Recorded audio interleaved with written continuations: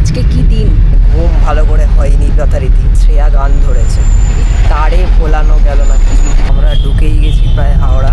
এখানে হাওড়ার executive lounge. কোনো প্ল্যানই ছিল না, তো কাল রাত্রে প্ল্যান। হাওড়া এসে গেছি মানে একটা আনন্দের ব্যাপার। তো তাই আমরা হাওড়া স্টেশনের নতুন সেকশনটাই যাচ্ছে। এই হচ্ছে হাওড়া মেট্রো। এই যে আমাদের সাইডে দাঁড়িয়েই আছে। আমাদের সিট কিন্তু আলাদা আলাদা পড়েছে। খুব খিদে পেয়েছে, সবই জোগাড় করে আনে, এটা কিন্তু খেয়াল রাখে শ্রেয়া। আমরা এখন হাওড়া ছেড়ে কলকাতাকে টাটা বলে বেরিয়ে যাচ্ছি। আপনারা যারা লোকালে দীঘা যেতে চান, আমাদের প্রথমে প্ল্যান এটাই ছিল। আমার একটা ছোট্ট ভুল হয়েছিল। আপনারা যারা প্রায় এরকম ট্রেনে যাতায়াত করেন, এরকম হতেই থাকে, কিন্তু খুবই চিন্তায় ছিলাম ট্রেন টাইমে ছাড়বে কিনা। আস্তে আস্তে গতি নিচ্ছে। অনিন্দা একটা কাজের কাজ করেছে। সামনে যে বাচ্চাটিকে দেখলেন, আমরা এখন এসে পৌঁছলাম। ট্রেনটা এখন আমাদের চলে এসছে।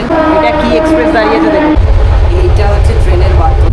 আকাশ কিন্তু মেঘলা। আর আপনাদের বাইরেটা একবার দেখান। এইদিকে আমরা কিন্তু কাউকে এখনো বলিনি। আগে অন করো না, আমরা দীঘা যাচ্ছি। এই যে এই ব্লগিংয়ের জীবনে তো একটু তো রিস্ক নিতেই হয়। দেখুন কত করে নিল শ্রেয়া। এখন আমরা চলে এসেছি, তো এই আমরা একটু নামলাম এখন। শ্রেয়া আরেকটা ইনফরমেশন নিল, সেটা হচ্ছে জগন্নাথ মন্দিরের উদ্বোধনটা। শ্রেয়া অবশেষে আমরা চলে এসেছি। অনিন্দ বলবে কার সাথে গেছে। জগন্নাথ দর্শনের ব্যাপারে আমি আরও ভালো করে বলবো, আগে যাই ওইখানে। আর আমরা মন্দিরের চূড়োটা দেখতেই পাচ্ছি। এখনই শ্রেয়া ওর মাকে ফোন করলো, শুনলাম কলকাতায় নাকি। অবশেষে আমরা ঢুকে পড়েছি। আমরা এই দুটো অর্ডার করলাম। আমি একটু টেস্ট করে বলি আপনাদের কেমন খেতে। রাস্তা অনেক সাজিয়েছে, কাঠ ছাড়া এলাও নয়। দেখা যাক, চেষ্টা করছি জোগাড় করার। একদম সামনেই এসে গেছে সি বিচ। আমি তো এখনো ভাবতে পারছি না কি হলো। দেখুন এই সেই সমুদ্র।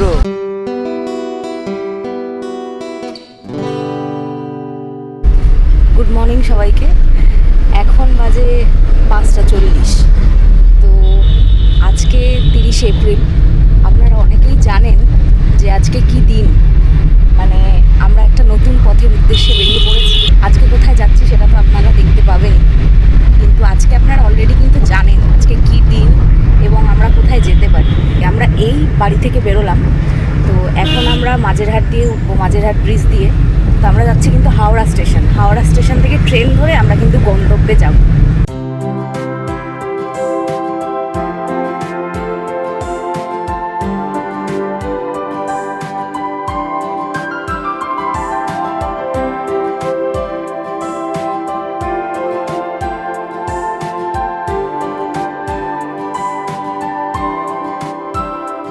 আজকের আমাদের যাওয়ার প্ল্যানটা কালকের একদম লাস্ট মুহূর্তে ঠিক হয়েছে। আগে কোনো প্ল্যান ছিল না। তো যেহেতু প্ল্যান ছিল না, টাইম স্কেডিউলও কোনো কিছু জানা ছিল না। আমরা কেউ কিছুই দুজনের কেউই জানতাম না যে কখন বেরোনো হবে, কী হবে। তো আজকে সকালবেলা অনেক তাড়াহুড়ো করে উঠেছি। তার মধ্যে ঘুম ভালো করে হয়নি যথারীতি। তো তার মধ্যে শ্রেয়া গান ধরেছে, তারে ভোলানো গেল না কিছু। কেমন লাগে ভাবুন।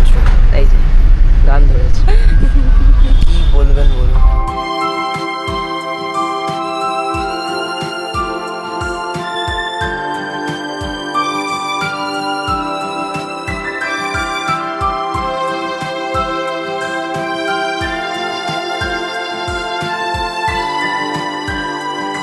তো আমরা ঢুকেই গেছি প্রায় হাওড়া। দেখুন আমাদের সামনে হচ্ছে হাওড়া ব্রিজ।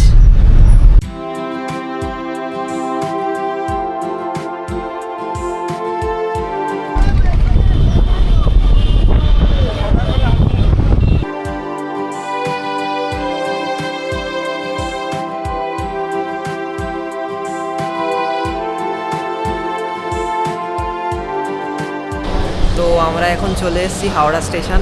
দেখুন এখানে হাওড়ার এক্সিকিউটিভ লাউঞ্জ।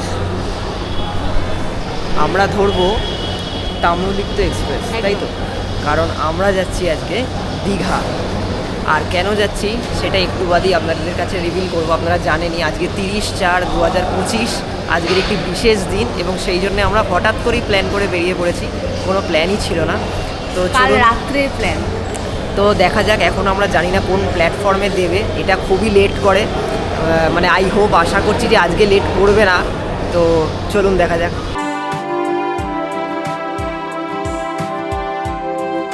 হাওড়া এসে গেছি মানে একটা আনন্দের ব্যাপার, মানেই কোথাও একটা ঘুরতে যাচ্ছি। আমাদের train number 12857 where is my train অনুযায়ী বলছে এটা 18 নম্বর প্ল্যাটফর্মে দেবে। তো তাই আমরা হাওড়া স্টেশনের নতুন সেকশনটায় যাচ্ছি, চলুন দেখা যাক। দেখুন এই হচ্ছে হাওড়া মেট্রো, গেট বন্ধ এখন।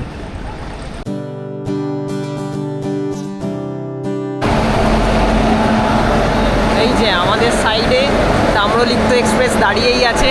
এবার দেখার বিষয় যে কখন ছাড়ে, এটা রাইট টাইমে ছাড়লেই হয়। আমরা উঠে গেছি ট্রেনে, এখনও ছাড়েনি, তো এই দেখুন বসে আছে। আমি ভাবছি কত লেট করবে। আর আমাদের সিট কিন্তু আলাদা আলাদা পড়েছে, চেষ্টা করছি এক জায়গায় করার, দেখা যাক। ট্রেন এখনো ছাড়েনি, তো খুব খিদে পেয়েছে, না খেয়েই বেরিয়ে পড়েছিলাম সকাল সকাল, এত সকাল তো এই যে শ্রেয়ার দয়ায়, শ্রেয়া এনেছে, সবই জোগাড় করে আনে, এটা কিন্তু খেয়াল রাখে শ্রেয়া। তো ভাবছি কিছু খেয়ে নেওয়া যাক। কেমন কেকটা? দারুণ, আমার ফেভারিট কেক। আমারও ফেভারিট হয়ে গেছে। ঘড়িতে বাজে 6:55। ভাবছিলাম যথারীতি অন্য দিনের মতো আজকেরও তাম্রলিপ্ত এক্সপ্রেস লেট করবে, বাট অবশেষে ছাড়লো। দেখুন আমরা এখন হাওড়া ছেড়ে কলকাতাকে টাটা বলে বেরিয়ে যাচ্ছি। শ্রেয়া ফোন দেখতে মস্ত। কি শ্রেয়া, কলকাতাকে টাটা বলে দাও। টাটা কলকাতা। আচ্ছা বলে রাখি, আজকে কিন্তু যা শুনলাম সমস্ত লোকাল ট্রেন বন্ধ, মানে শুধুমাত্র আজকের এই ইভেন্টটার জন্য সমস্ত লোকাল ট্রেন বন্ধ রেখেছে। তো আমরা ভাবছিলাম প্রথমে আসবার সময় কান্ডারিতে আসবো, কারণ তৎকাল টিকিটটা কান্ডারির পেয়েছিলাম, আর যাওয়ার সময় লোকালে চলে যাব। আপনারা যারা লোকালে দীঘা যেতে চান, মানে লোকাল ট্রেনে দীঘা যেতে চান, তারা কিন্তু হাওড়া থেকে পাঁশকুড়া পৌঁছে যেতে পারেন, এবং পাঁশকুড়া থেকে কিন্তু মেচেদা দীঘার লোকাল আছে, এবং আরও অনেক লোকাল পেয়ে যাবেন। তো আমাদের প্রথমে প্ল্যান এটাই ছিল যে লোকাল ট্রেনে যাব, কিন্তু পরে এসে শুনছি যে লোকাল আজকের বন্ধ। তো মানে ভাগ্য ভালো, আমার একটা মানে ছোট্ট ভুল হয়েছিল যখন তাম্রলিপ্ত এক্সপ্রেস মানে তৎকাল খুঁজছিলাম, মানে আমি মাথায় ধরেই নিয়েছিলাম যে 24 ঘন্টাও বাকি নেই, মানে আমরা কাল রাতে টিকিট কেটেছি, মানে 29 এপ্রিল টিকিট কেটেছি। তো আমি কিন্তু ভাবছিলাম যে যথারীতি তৎকাল ছাড়া কোনো উপায় নেই, মানে জেনারেলে পাবোই না, জেনারেল কোর্টে মানে জেনারেল সেকশানে আর কি পাবোই না। কিন্তু দেখছি তৎকাল খোলেনি, নট অ্যাভেলেবেল দেখাচ্ছে। আমার কি একটা মনে হলো যে জেনারেলটা একবার দেখি, তখন জেনারেলটা দেখতেই দেখি দুটো টিকিটই পড়ে রয়েছে এসিতে। আর আপনাদের বলে দিই, মানে 2S সিটিং যেটা, মানে নন এসি যেটা, মানে ওতে কিন্তু আমার একদমই ভালো লাগে না। তো ওতে আমরা গেছিলাম শান্তিনিকেতনে, মানে আমার পোষায় না, তাই জন্য এসিতেই আমি কাটলাম আমরা। তো দেখলাম দুটো টিকিটই পড়ে আছে, মানে ভাগ্য ভালোভাবে পেয়ে গেছি। একটা উইন্ডো সিট পেয়েছি 78, আর একটা কিন্তু উইন্ডো সিট পাইনি 67। তো যার সিট ছিল 78-এ তিনি খুবই মানে ভালো আর কি, পাশেই বসে আছেন, তার সঙ্গে শ্রেয়া কথা বলছে। তো তার সঙ্গে বলি আর কি একটু অ্যাডজাস্ট করে নিলাম। তো আমরা দুজন এখন মানে দুটো সিটে বসে আছি। আপনারা যারা প্রায় মানে এরকম ট্রেনে যাতায়াত করেন, এক্সপ্রেস ট্রেনে বলুন আর কি, মানে এক্সপ্রেস ট্রেনের ক্ষেত্রেই বলছি আর কি, তো এরকম পাশাপাশি আপনজনের বা ফ্যামিলির মধ্যে সিট না পাওয়া এরকম হতেই থাকে কিন্তু। আর তখন কিন্তু আপনারা জানেনই আমরা অ্যাডজাস্ট করে নিই, এবং এরকম বহু ভালো মানুষ আছেন যারা কিন্তু এরকম অ্যাডজাস্ট করেন। তো আমাদের সঙ্গেও সেটা হয়েছে, আমাদের কিন্তু পাশাপাশি সিট পড়েনি, আমাদের একটা 78 একটা 67 ছিল। তো আমরা যথারীতি বলে অ্যাডজাস্ট করে নিলাম, এবং দেখুন এখন আমরা পাশাপাশি বসে আছি। একটা উইন্ডো সিট আমাদের ছিল আর একটা উইন্ডো ছিল না, তো এখন পাশাপাশি পেয়ে গেছি। খুবই চিন্তায় ছিলাম ট্রেন টাইমে ছাড়বে কি না, কিন্তু ট্রেন মোটামুটি টাইমেই ছেড়েছে। 6:45-এ ছাড়েনি, তার কিছুক্ষণ পরেই ছেড়েছে, এবং আস্তে আস্তে গতি নিচ্ছে। দেখুন আমি এখন অনলাইনে দেখছি ট্রেনের স্পিডটা 63 কিলোমিটার/আওয়ার, আস্তে আস্তে বাড়ছে 64। যথারীতি ট্রেন গতি নিচ্ছে, যাক দেখেও ভালো লাগছে। ট্রেনটা কিন্তু পরিষ্কার পরিচ্ছন্ন রাখছে, এইমাত্র অ্যাসিড ফ্যাসিড দিয়ে কী সব দিয়ে ধুয়ে গেল, লাইজল নাকি সব দিয়ে। তো অনিন্দা একটা কাজের কাজ করেছে, যেটা বরাবরই করে থাকে। তো ট্রেন কোথায় কি যাবে সেই নিয়ে আমার কোনো চিন্তা নেই, কারণ আমি জানি আমি হ্যাঁ বললে আমি রাইট টাইম এবং ঠিকঠাক জায়গায় ঠিক মতো পৌঁছে যাব। আমার এটা একটা ব্যাপার আছে, মানে লোকে অনেক কিছুতে বেশি খরচা করে, খাওয়া দাওয়া বলুন বা যা কিছু। আমার কিন্তু এই ট্রেন খরচাটা ঠিকঠাক করে, মানে আমি ঠিকঠাক একটা খরচা দিয়ে, খুব হাইফাইও করবো না হয়তো, কিন্তু ঠিকঠাক একটা খরচা দিয়ে ভালো মতো আর কি যাবো। মানে ওই লোক উঠে পড়বে এক গাদা, এখন তো জানেনই স্লিপার বলুন বা নন এসি চেয়ার কার বলুন, সব মাঝখান থেকে উঠে পড়ে। তো কি আর বলবো।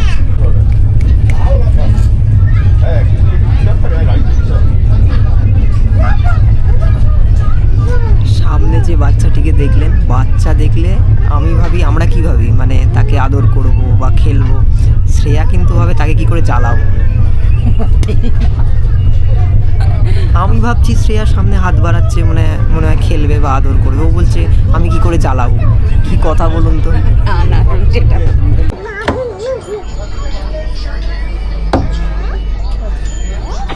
আমরা এখন এসে পৌঁছলাম রামরাজাতলা স্টেশনে। দেখুন, এটা হচ্ছে রামরাজাতলা স্টেশন।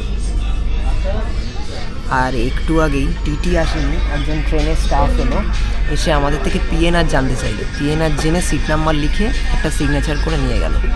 জানি না এবার দেখা যাক টিটি আসে কিনা। আমাদের তো টিকিট কনফার্মই আছে, মানে তৎকালেও কাটতে হয়নি, লাকিলি দুটোই বেঁচেছিল, আপনাদের বলেইছি, তো চাপ নেই করো। হাওড়া থেকে ছেড়ে দীঘা অবধি কিন্তু 7খানা স্টেশনে দাঁড়াবে এই ট্রেনটি। আমি ওয়্যার ইজ মাই ট্রেনে দেখছি এর পরবর্তী স্টেশনটা হচ্ছে সাঁতরাগাছি। সাঁতরাগাছি থেকে মনে হয় অনেকে উঠবে, কারণ সিট বেশ খানিক ফাঁকা আছে দেখলাম।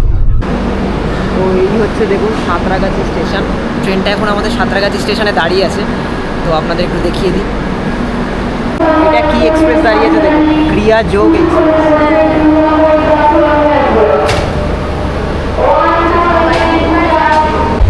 এইটা হচ্ছে ট্রেনের বাথরুম। ইন্ডিয়ান রেলওয়ে বলার কিছু নেই,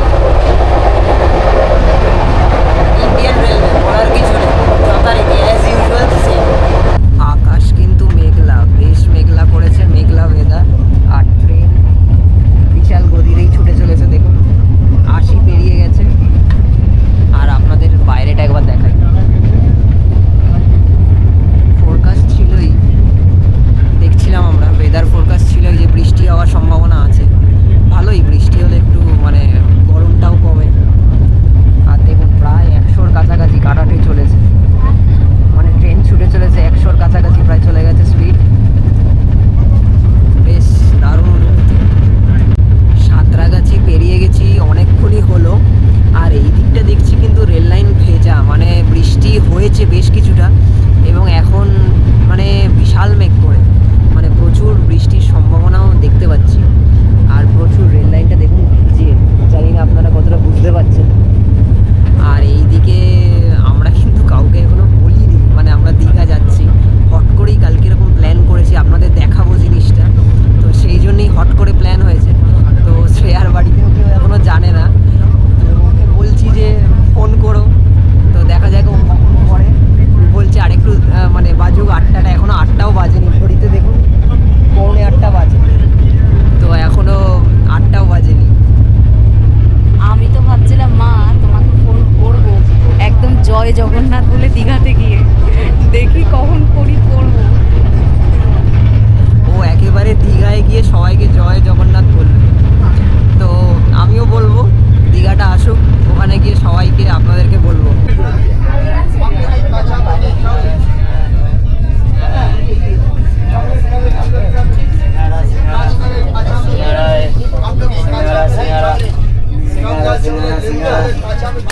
উলুবেড়িয়া স্টেশন ঢুকে গেল। আগে অন করো না।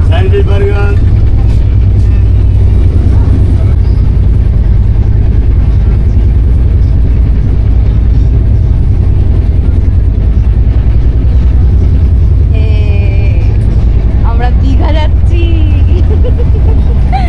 দীঘা দীঘা এই যে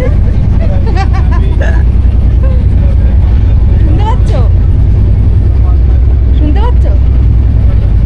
দীঘা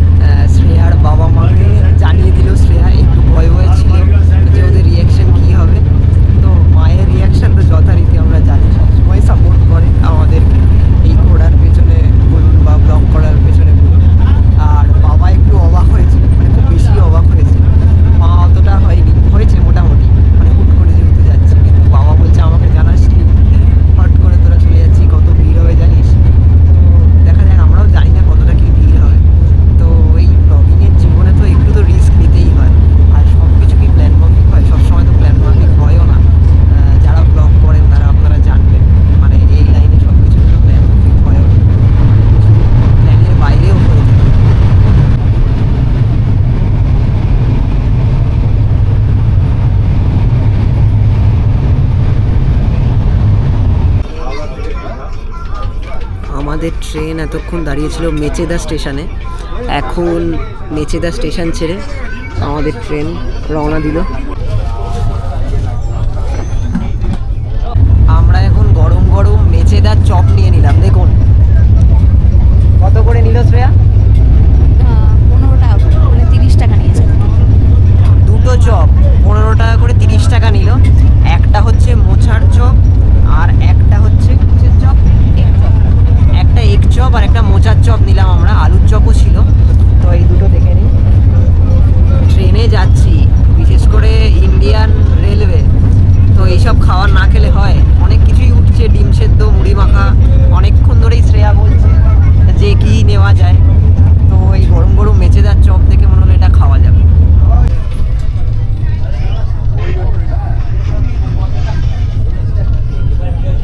আমাদের ট্রেন এখন তমলুক স্টেশন ঢুকে গেল।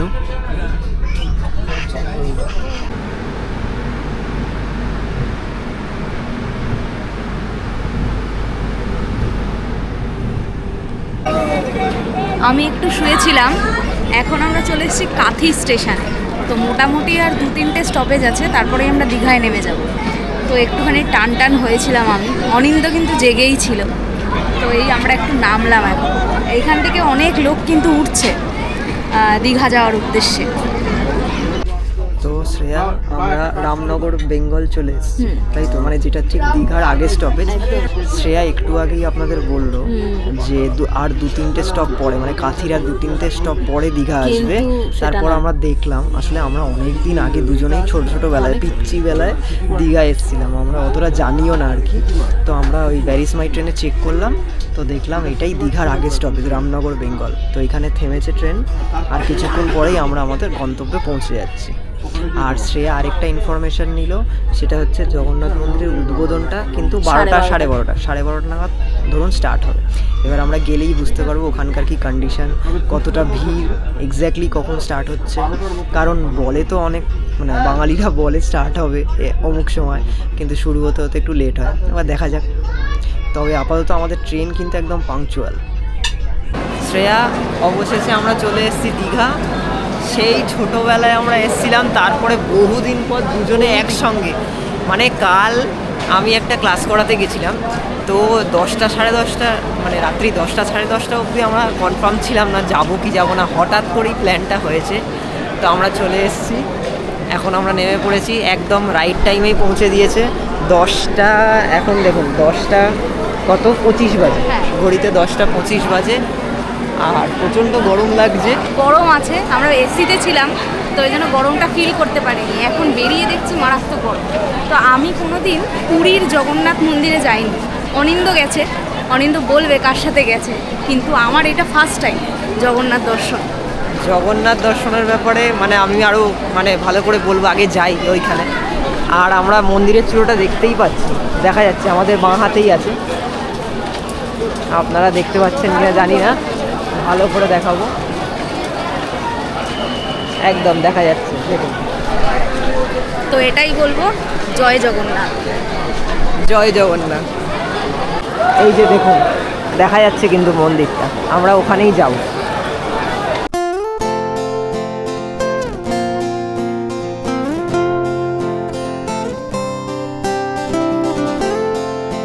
আমরা কিন্তু স্টেশনে অলরেডি অনেক ভিড় দেখতে পাচ্ছি, আর প্রচুর ব্লগারদেরও দেখতে পাচ্ছি।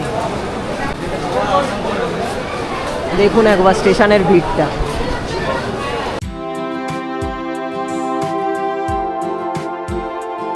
এখনই শ্রেয়া ওর মাকে ফোন করলো, শুনলাম কলকাতায় নাকি বৃষ্টি হচ্ছে। আর এখানে দেখুন প্রচুর রোদ, মানে প্রখর রোদ, আর সেই রোদ্রে ঝলমল করছে জগন্নাথ মন্দির। দেখুন সামনেই আমার, স্টেশন থেকেই কত সুন্দর দেখা যাচ্ছে।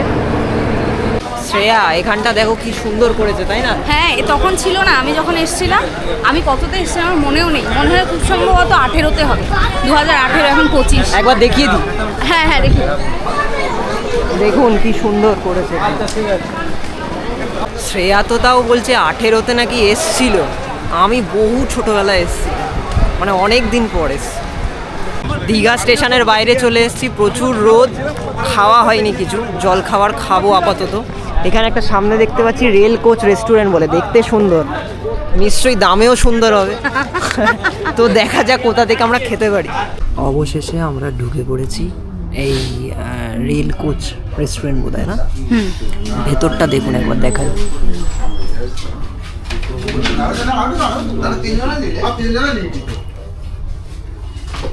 দারুণ, এটা হচ্ছে মেনু।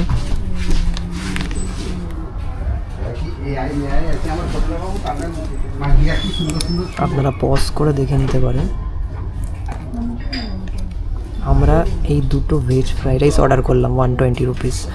উনি বললেন যে সরি, আমরা একটা ভেজ ফ্রাইড রাইস অর্ডার করলাম 120। উনি বললেন একটা ফ্রাইড রাইসেই দুজনের হয়ে যাবে। এটা একটা, এটা একটা।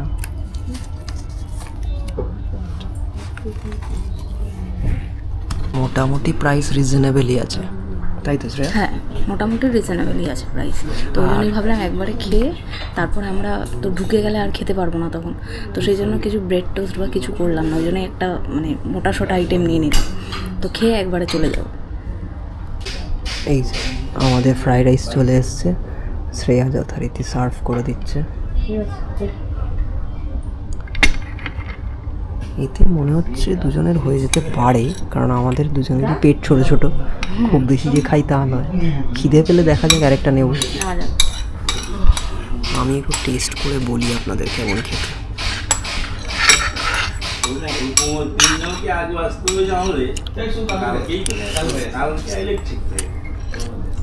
বাহ, শ্রেয়া টেস্ট করে দেখো, অপূর্ব খেতে। ঝটপট টেস্ট করো।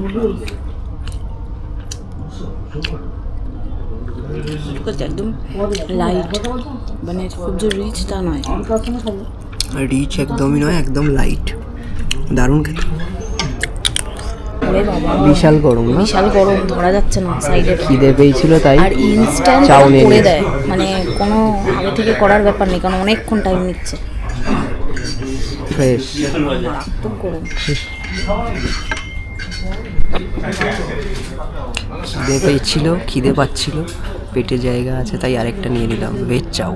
আচ্ছা বলে দিই, এখানে ভেজ চাউ বা ভেজ ফ্রাইড রাইস দুটোই কিন্তু সেম প্রাইস, 120 রুপিস। শ্রেয়া আগে খেলো, কেমন খেতে শ্রেয়া? ভালো খেতে। আমি খাইনি এখন। আমার মনে হয় যে চাউয়ের থেকে ফ্রাইড রাইসটাই আমার বেশি ভালো লাগে। দেখি আমি একটু খেয়ে দেখি কেমন। শ্রেয়া বলছে দারুণ খেতে, ফ্রাইড রাইসটা বেশি ভালো। খারাপ না, অনেকটা আমার মা এরম বানায়, আমার মা এরম চাউমিন বানায়, মানে অনেকটা ঘরোয়া টাইপের, একটু তেলটা বেশি লাগছে, কিন্তু ফ্রাইড রাইসটা সত্যি বেশি ভালো লাগছিল। দেখুন এই রেস্টুরেন্ট থেকেই খেলাম, আপনাদের ভেতরেই দেখালাম। তো খাওয়া দাওয়ার পর আমরা এখন যাচ্ছি সেই জগন্নাথ মন্দিরের উদ্দেশ্যে। দেখুন রাস্তা অনেক সাজিয়েছে, দারুণ সাজিয়েছে, খুব সুন্দর সাজিয়েছে। তো দীঘা স্টেশন থেকে আমরা এখন নিউ দীঘা সি বিচের দিকে হাঁটছি। একদম সোজা আসলেই দেখুন এই রাস্তাটা ধরে একদম সোজা এগিয়ে এলেই কিন্তু আপনারা নিউ দীঘা সি বিচ দেখতে পাবেন। আর জগন্নাথ মন্দিরে কিন্তু এখনও প্রোগ্রাম স্টার্ট হয়নি, এবং আমরা যা জানলাম সেখানে কিন্তু কার্ড ছাড়া অ্যালাউ নয়। কিন্তু আমাদের যেহেতু টিকিট লাস্ট মোমেন্টে হয়েছে এবং সমস্ত কিছু প্ল্যান প্রোগ্রামিং লাস্ট মোমেন্টে হয়েছে, তাই কার্ডের কথা আমরা জানতামও না এবং জোগাড় করার সেই সময়ও ছিল না।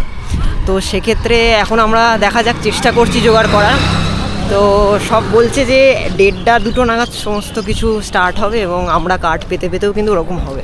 তো দেখা যাক। তো সেই ফাঁকেই ভাবলাম যে আপনাদেরকে একবার এই নিউ দীঘার এই সুন্দর সি বিচটা আমাদের দেখিয়ে দিই। চলুন দেখা যাক, একদম সামনেই এসে গেছে সি বিচ। চলুন আগে সি বিচটা দেখা যাক। বিশাল গরম, বিশাল রোদ, কিন্তু তার মাঝে এই যে সমুদ্রের হাওয়া, এটাই কিন্তু মারাত্মক ভালো লাগছে, মানে একটা স্বস্তির কারণ আর কি। আমি তো এখনও ভাবতে পারছি না কী হলো, হঠাৎ করে প্ল্যান হলো কালকের, আর আমি আর শ্রেয়া এখন দীঘাতে।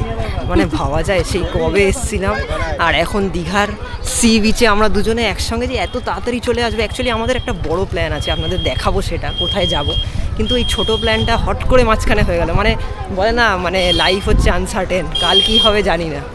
তো বিনা প্ল্যানে একদম চলে এলাম আমরা দীঘার নিউ সি বিচে, নিউ দীঘার সি বিচে। তো দেখুন অপূর্ব দৃশ্য, সামনে থেকে দেখাচ্ছি আপনাদের।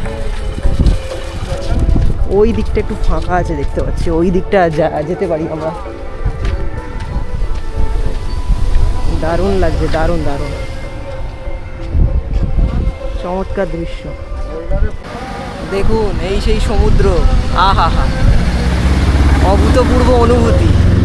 মানে পাহাড় আর সমুদ্র এর কাছে যেন মানে প্রকৃতির সব কিছু হার মানায়। দারুণ লাগছে, চমৎকার চমৎকার। শ্রেয়া এখন বলবে কি ফিল করছে। শ্রেয়া কি ফিল করছো? মানে জাস্ট দারুণ লাগছে, অসাধারণ লাগছে।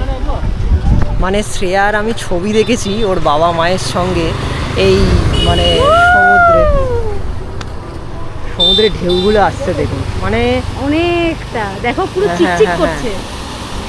রোদেতে পুরো চিকচিক করছে। আমি নিজে অনেক ছোটবেলায় সমুদ্র দেখেছি, তারপরে আর দেখা হয়নি, তো বহুদিন পর এসে দেখা।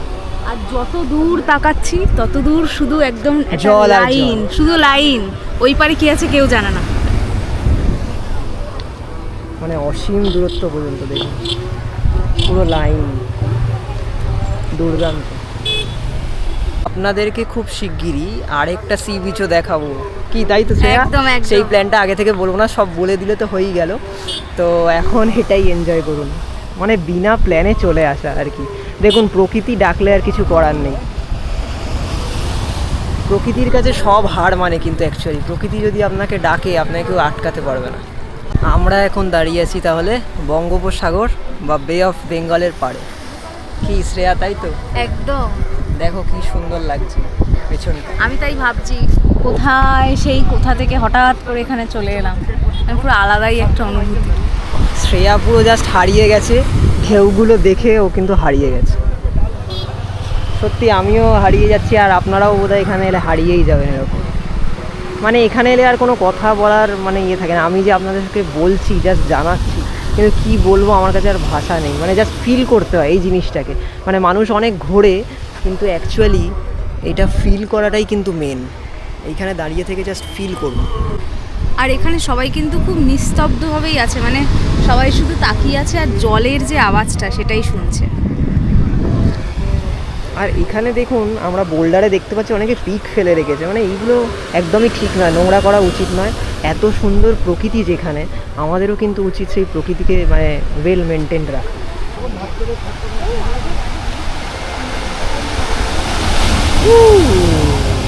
দারুণ দারুণ।